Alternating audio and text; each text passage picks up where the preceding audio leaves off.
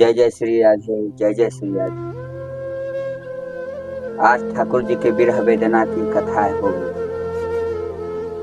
माँ यशोदा मैया और गोपिकाओं की, जो सूरदास जी ने अपने ही पंक्ति में अपने ही मन अंतःकरण से जो भी शब्दों की व्याख्या किए हैं, वो भावात्मक एक भक्त के प्रति होती है।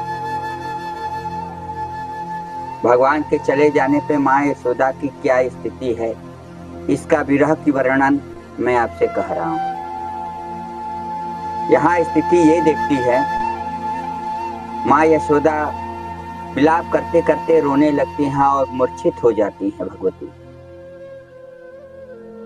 और कहती हैं कि अक्रूर जी आए, हमारे तन धन को यहाँ से लेकर चले गए। अर्थात उन्होंने यही प्रयास किया कि सूर्य के प्रकाश से रोशनी चली जाए और दीपक से बत्ती और नदियों से किनारे की दूरी करने का प्रयास किया गया है, लेकिन ऐसा कभी हो नहीं सकता, क्योंकि श्याम सुंदर मेरे प्राण धन, बलराम मेरे धन है और कृष्ण हमारे पूरा शरीर अंग है, इसलिए इस प्राण को कभी अलग किया नहीं जा सकता है। भगवती कभी कभी गोपिकाओं को भी उल्हेना देना शुरू कर देती हैं। अब कहती हैं कि अब बताओ तुम्हारे घर की माखन कौन चोरी करने जाएगा। बार बार तुम उसको डांट दिलाने के लिए मेरे पास आती थी, अब तुम किससे कहोगे कि श्याम सुंदर ने माखन मेरे घर का चोरी किया है। अब तेज से मेघ की गर्जना भी नहीं होगी, क्योंकि अब गोवर्धन उठाने वाला श्याम सुंदर को अक्रूर जी वहां से मथुरा लेके चले गए। इस विरह वेदना के लिए माँ यशोदा बार बार कहते हुए मूर्छित हो जाते हैं। अगर कर लेना था, अगर कंस को कर लेना था तो ठीक है, कर लेकर चला जाता, लेकिन हमारे इस दोनों बालकों से उससे क्या आवश्यकता पड़ गई, और ले भी गया तो उसे वापस क्यों नहीं किया, हमारे बालकों को क्यों पहुंचाया नहीं। मैं उस प्राण धन के बिना मैं कैसे रह सकती हूँ। इधर गोपिकाओं की यह भी दशा होती है कि एक गोपी एक दूसरे गोपी से कहती है कि अक्रूर जी हमारे इस धन के, प्राण धन को लेकर चले गए हैं, और दूसरी बार उद्धव जी आए और उनको यहाँ पे भेजा गया, तो ऐसा लग रहा है कि आज कंस का पिंडदान होगा, अब पिंडदान में मांस की जरूरत होगी, तो इस गोपिकाओं की मांस के लिए ही लग रहा है अक्रूर जी ने भेजा है। श्याम सुंदर के बिना एक दिन का भी हमारे जीवन में जीने के लिए कोई आवश्यकता नहीं रह सकती है। इस विरह वेदना की अग्नि की ज्वाला में प्रतिदिन मैं जल रही हूं, और यहाँ स्थिति ये हुए है कि न तन का ख्याल है, न मन का ख्याल है, न इस जीवन का ख्याल है। उस सती की तो भाग्योदय है जो अपने पति के साथ जल मरती है, लेकिन हमारा भाग्योदय कैसा है कि मैं उस श्याम सुंदर के याद में अभी तक जल रही हूँ, इस पीड़ा को सह रही हूँ। यहाँ भगवती किशोरी जी की वही स्थिति है। किशोरी जी का चित्त मन यहाँ तक किसी श्याम सुंदर के चरणों में ही निर्वाह कर रहा है।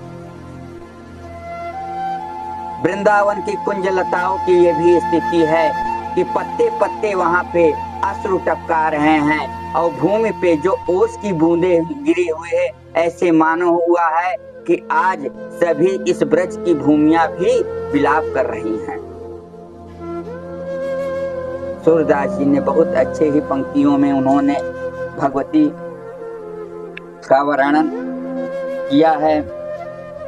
जैसे दूध से पानी को पृथक नहीं किया जा सकता है, सूर्य से रोशनी को पृथक नहीं किया जा सकता है, और नदी के किनारों से पृथक नहीं किया जा सकता है, और वैसे मेरे श्याम सुंदर से मेरे शरीर को मेरे मन से पृथक कैसे किया जा सकता है। अक्रूर जी, तुम आए मेरे पुत्र को लेने के लिए, अगर कर की आवश्यकता थी तो तुमको कर दिया जाता। तुम सारे कर क्या मेरे धन संपत्ति को ले लेते, लेकिन मेरे श्याम सुंदर को मत। इस प्रकार माँ भगवती यशोदा कहते कहते मूर्छित हो जाती है। दूसरी वेदना में ये कहती हैं कि अक्रूर जी, आप तो बड़े दयालु थे, आप बड़े समझदार थे, आज राज दरबार के आप सभासद थे, आप तो बलराम को और कृष्ण को अच्छी तरह से जानते थे, उस पापी कंस के पास भेजने की क्या आवश्यकता थी। माँ यशोदा जी कहती हैं कि कृष्ण तो मेरे रात दिन के समान है। जिस प्रकार रात आने पे दिन की आवश्यकता होती है और दिन के आने पे रात की आवश्यकता होती है, उसी प्रकार मेरे श्याम सुंदर प्राण के समान स्वरूप हैं, उसके बिना मैं रात दिन के बिना रह नहीं पाती। इधर माँ कहती हैं, जिस श्याम सुंदर के मुख से मैया और बाबा कहते थे, उस श्याम सुंदर के मुख का आज सुर और स्वर सुनाई नहीं दे रहा है, इसलिए इस व्याकुलता की मेरी का कौन वेदना सुनेगा, इस विरह की वेदना को कौन सुनेगा। आज ये वृंदावन की सभी गोपिकाएं, गौवे और बाल गोपाल सभी उदास हैं, उस प्राण के बिना कैसे वो रह सकते हैं। आज भगवान श्याम सुंदर जा रहे हैं और ऐसे जा रहे हैं किसी से वो पहचान ही नहीं रहे हैं, किसी को पहचान नहीं रहे हैं, किसी से बात नहीं कर रहे हैं। उन्हें ये क्या हो गया, ये अक्रूर जी का कौन सा मंत्र पड़ गया है। और जब उससे पूछा गया तो कहा कि कंस का न्योता आया है हमें जाने की। ये वेदना है।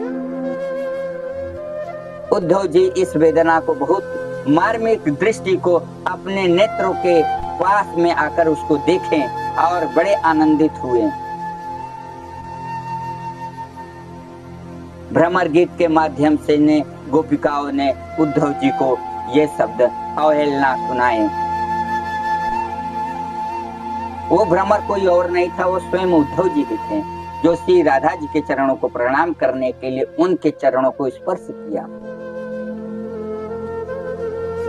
प्रतिदिन नित्य कुंज गलियों में भगवान की इस कथाओं को सुनने के लिए उद्धव जी श्री किशोरी जी और गोपिकाओं के पास नित्य प्रति विचरण करते रहते थे।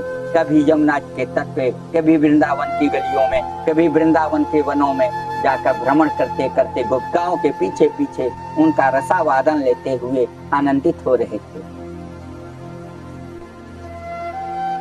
ब्रज की महिमा को उद्धव जी से बड़ा कोई समझने वाला नहीं है, क्योंकि उद्धव जी बड़े लाडले हैं, किशोरी जी के बड़े प्रिय हैं, गोपिकाओं के बड़े प्रिय हैं, क्योंकि उन्होंने उस विरह वेदना को समझा है। उद्धव जी कहते हैं कि हे भगवती, आपसे एक ही प्रार्थना है कि अगर किसी जन्म में जन्म जन्मांतर में मुझे अगर मेरा फिर अगर जन्म हो तो इस वृंदावन के धाम में, इस पेड़ के वृक्ष लताओं में ही हमारा जन्म, क्योंकि मेरे अंदर गोपिकाओं और ग्वाल बाल बनने की क्षमता नहीं है।